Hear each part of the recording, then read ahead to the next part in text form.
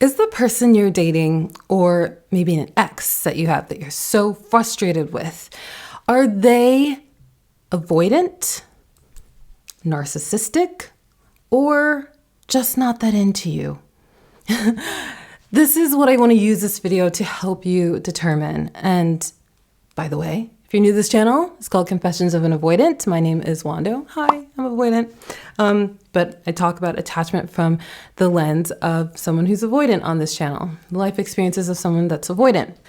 And I notice on this channel that I tend to get 3 types of comments recounting stories, experiences with someone who's avoidant. And I say avoidant with air quotes because I see in these 3 types of comments that people will describe dynamics that's actually, one, a dynamic where the person is actually having narcissistic traits. Maybe they're a manipulator, maybe they're even a scam romancer. 2, a dynamic where someone is just not that into you and you're actually acting quite limerent towards the other person. And then 3, a dynamic where there's actual patterns of avoidant behavior in someone's romantic partner or in a serious relationship.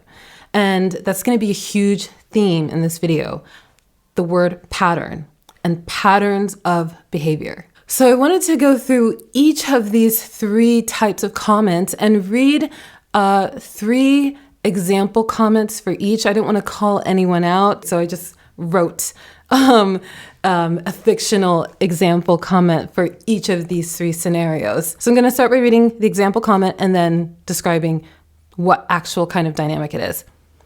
So the first one. So this scenario has 2 versions of comments I tend to see. So version 1 is, "Hi, I wanted to know if you can give advice about an avoidant guy I'm seeing. Well, we're not seeing each other anymore. We were dating for 2 months and he just pulled away.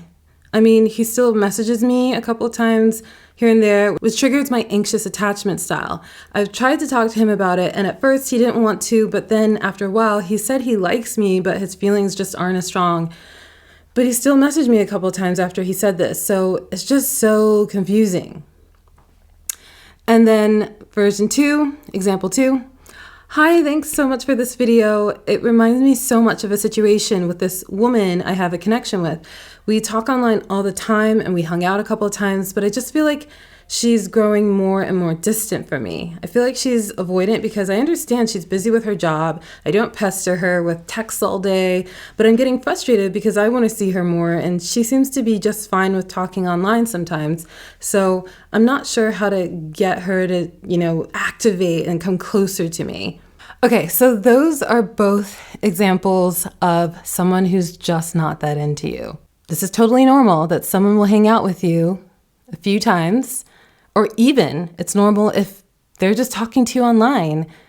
And in that time of talking to you online or hanging out with you a few times, or even hanging out with you for a month or 2 months, this has happened to me before, where it's like in that time, you've gathered enough information about that other person to recognize you're not a match. That's normal. It doesn't mean that the person's avoidant. It doesn't mean that they're mean. It doesn't mean that they're a narcissist. It doesn't mean that they're a bad person. It doesn't mean that they wasted your time. Like, you need time to get to know someone, and through the information and data that you collect and the time you spend with them or talk to them, come to a realization, oh God, I don't think those jokes are funny, or they make me uncomfortable when they say these things, or I caught them trying to go on my phone when I, went to the bathroom for 2 seconds. I mean, there's a whole host of reasons why someone can come to a conclusion that they're not attracted to you. And sometimes, of course, we can take that really personally, but that doesn't mean that the person's doing something wrong, or you have to figure out what their diagnosis is to figure out how you can get them to come closer to you once they pull away. Just because you like someone doesn't mean that they have to like you back. And I know that sounds kind of like tough love, harsh thing to say, but it's true. Just because you hung out with someone a few times or even for a month and a half and you really liked them doesn't mean that they have to continue hanging out with you. So whether they're not taking action to meet you or they met you a few times, you hung out a couple times, but they're not really moving things forward and showing interest in wanting to see you again or keep seeing you this week or make a plan with you to go see a movie on Thursday and then get drinks on Sunday. And then before you know it, you start spending time at their place, and then it escalates and escalates. And then at some point you have a drawer at their place with your stuff in it, or vice versa, that has your toothbrush or their toothbrush and your shampoo, blah, blah, blah, blah, blah. If things aren't escalating like that, the person is just not that into you. If they've put a firm stop on hanging out with you, they've communicated that to you, or maybe they haven't communicated that to you, but every time you express how you want to see them again and they're not showing up saying, yeah, let's do something. What are you doing on Sunday? How does 4 p.m. sound? Okay, 4 p.m. great. If they're not making an actual plan with you, they're just not that into you. And sometimes the reason that someone is still communicating with you, even after their actions are showing they have no intention to see you again, or they've even communicated to you that they're not really interested in seeing you again, but they're still being nice to you, it's because sometimes people have a hard time being mean to people. They have a hard time disappointing people. They have a hard time delivering bad news to people. And they know that it will be bad news for you to say, I don't like you anymore. I thought I liked you, and then I hung out with you a few times, and in that time I realized that I don't like you. Like, that's a very difficult thing to say to someone. And maybe for some people it isn't. You might be watching this video and thinking, I don't have a problem saying that to someone. That's your attachment style that makes communicating with people and just being super honest easy for you. But not everyone has grown up like that. And this is why sometimes I get frustrated when I see people acting like, I deserve an answer, I deserve closure. It's like, well, it would be nice to live in a world where we all get what we say we deserve, but at the end of the day, people haven't been conditioned the same way as us. So it's totally normal that for some people, they have a hard time delivering bad news. And so they don't just come out and say, I'm not into you, I'm not attracted to you, I didn't enjoy hanging out with you. That would suck to hear, because they wouldn't want to hear that. And it's actually in your best interest when someone isn't interested in hanging out with you further, because that means that for whatever reason, they just weren't that into you. And whatever reason that is for them is totally valid. You don't need to know it. You don't even need to ever understand it. It doesn't matter. At the end of the day, if someone doesn't want to be with you, it's in your best interest to accept that and move on, because the sooner you accept it, the sooner you can meet someone who is into you, that you can have an amazing future with. But if you try to fit and force something where the other person has not consented to being fit and forced into, it's a complete waste of your time and your future. And also, you could be limerent, where you're just obsessed with this other person, despite their actions showing that they don't have reciprocal feelings. And I feel like you should look more into limerence and understand how you can start taking actions to stop having limerent behaviors when you like someone, because limerence is essentially kind of a scarcity mindset around thinking that there's an abundance of available people for you, because there are, but limerence is kind of pigeonholing yourself into this one person, and you can do better than someone who's just not that into you. Okay, so example avoidant dynamic number 2. Hello, I'm dating an avoidant person, and these people should just not date because all they do is hurt people. I thought I met such a good person. He made the first big milestones in our relationship, telling me he loved me and really talking about our future of living together after 5 weeks. It was kind of a whirlwind. We saw each other every day for the most exciting dates, going to the movies, going on walks in the park. He just seemed so intentional with me. I felt so safe and seen with him because he was so expressive and open with his feelings. In a couple of months, he was making actionable steps about actually finding a place together, showing me apartments he liked on Zillow. I was really excited about our future, but in 4 months, he just broke up with me. Every time I try to talk to him about things, or even if I give him some space, hoping he will reactivate, he just doesn't really respond to me and acts like I never existed. I feel so turned off from dating due to this, but I can't stop thinking about him, although I wish I could just forget about him. Okay, I see quite a number of comments like this where someone basically was professing their love and intense attraction to someone within a month to 2 months, and then basically dropped them or broke up with them or cut ties with them. But those are very narcissistic behaviors that are known as love bombing, where in the beginning of a relationship, you want to make someone feel so cared about and so special and so understood, so that you like hook them into wanting to be with you. And then you can manipulate them because you hooked them. You took advantage of maybe if they have those more anxious traits and they're like looking for those words of affirmation, someone who's more narcissistic or someone who's a manipulator or some sort of scam romancer, they'll take advantage of needing words of affirmation or even quality time and make someone feel like, oh, I'm the person you've been dreaming about all these years. It's going to say all the sweet nothings to you. And there's another term called future faking. So this is when someone talks about the future to make you feel like, oh, they really care about me, because they're already talking about things that will happen in the future that's signaling to me that they're going to be here in my life for a while. And I see a lot of comments where people are describing a dynamic where someone has been future faking with them. And so then what happens, they do this narcissistic behavior of discarding you. And you're like, what the f***?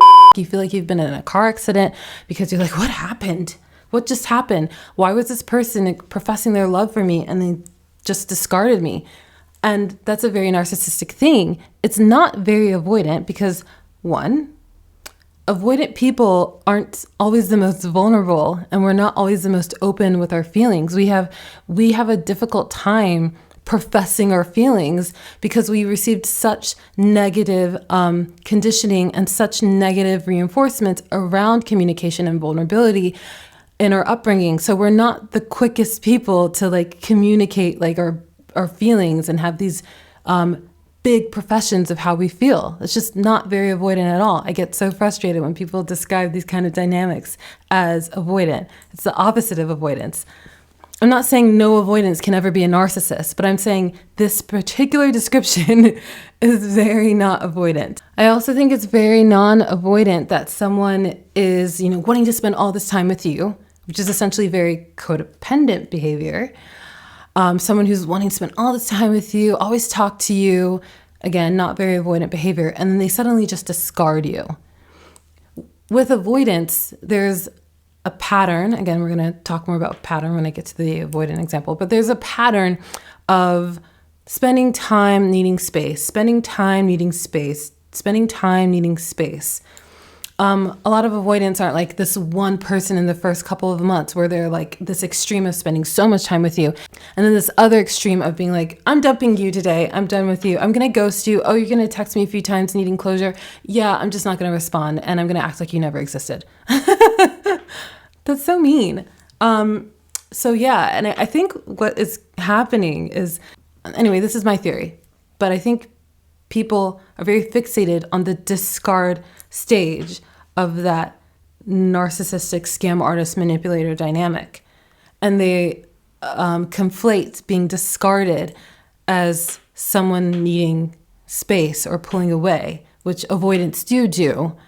But they're two very different things with very different patterns, very different buildups. And the example that I gave is, it shows someone who's very codependent, someone who needs to latch onto someone like immediately and make them feel comfortable and connected as fast as possible. And then they discard them for whatever reason. They don't need them anymore. So that is very codependent behavior. And avoidant people tend to be super independent. Okay, so the last dynamic obviously is going to be the avoidant dynamic. So let me read an example. So I've been in a relationship for 5 months with a DA. And let's say insert any time frame there. It can be I've been in a relationship for 10 months. I've been in a relationship for 15 months. Everything I'm going to read still applies. So I've been in a relationship for 5 months with someone who I think is DA. It's hard sometimes in a relationship because I feel like I have to be super patient with the fact that she needs a lot of space. She or he, but let's say she's a she. Sometimes we go days without seeing each other, and I let her come to me when she is ready to spend time with me again. I'm not used to this, and I feel like everything is on her terms, but when we are together, she is so sweet and understanding and funny, and we just get each other. I just don't know how to cope with her needing so much space, especially because she doesn't communicate when she needs space. She just kind of doesn't make plans with me. But we still talk throughout the day, and she's really supportive. How can I address this with her without her shutting down? Because sometimes when I brought this up to her in the past, she doesn't really know how to tackle this recurring issue in our relationship. And she often just kind of freezes and doesn't communicate her thoughts well. And we have to just move on to something else. But I would like to have better communication in our relationship and know what she's thinking more and have more advance notice when she needs space. So this is an example of a comment that's an actual dynamic with an avoidant. Why? Because the patterns of behavior are avoidant patterns. I always like to say patterns of behavior say way more than people's words. There's a recurring pattern of not being the best at communication or vulnerability. What's the opposite of that? Oh, I don't know, professing your love to someone after a month and future faking about wanting to move in with them after like a month and a half. Complete opposite of avoidance. If someone is one way in the beginning, like they're all about spending all this time with you, they're so into quality time, they're so into communication, and then they just discard you, that's very different from avoidance, because avoidants are have a recurring pattern of not wanting to spend every single day with you. They have a recurring pattern of not wanting to text you every 2 seconds and profess their love and talk about buying a home. They're just not the best at communication and communicating about such vulnerable things and wanting to share all of their time with people so fast. And I also think that avoidant people can be quite consistently predictable, and that you can expect them to spend, depending how much on the DA, dismissive avoidant extreme they are. Avoidance is on a spectrum. Not all avoidants are the same. But at least if they are on that extreme, they tend to be fairly consistent in that. And you can predict that next week and the week after and the week after, they're going to exhibit that same behavior, those same quality time restrictions. So it's really, really important to understand that avoidant people are kind of consistent in how they behave. And I think it's because avoidant people, we like safety, we like companionship, we like predictability, we like consistency, we like to know what's up. And another thing that I want to say about narcissists or narcissistic traits, because again, you can't diagnose people, a lot of narcissists are purposefully trying to take advantage of people. They're using their charm and their wit and their vulnerability and their openness to suck people in like a parasite and feed off of that person's emotions, companionship, finances, resources. Whereas avoidant people are like, we just want to be alone a lot. Like we don't have the time or energy to have that kind of parasitic existence. Like, again, I'm not saying avoidant people can never be narcissists or have narcissistic traits, but all I'm saying is it's just important to recognize the differences and not conflate the two. And also to recognize the differences between someone who's just not that into you versus someone who's avoidant, because I think the danger there is you could just be limerent. And it's not fair to that other person to be painting them with any brush. Narcissist, avoidant, asshole, fuckboy, whatever it is, when at the end of the day, they're just not into you. And they have that right and freedom to not be into someone. Like we all deserve that. Like no one likes it when someone who we're not into, like they're not taking the hint, or we've communicated to them that we're not interested in seeing them anymore. I remember being in a dynamic like that where I wasn't interested in seeing someone anymore. And then they did all these manipulative things to kind of keep sucking me back into their lives.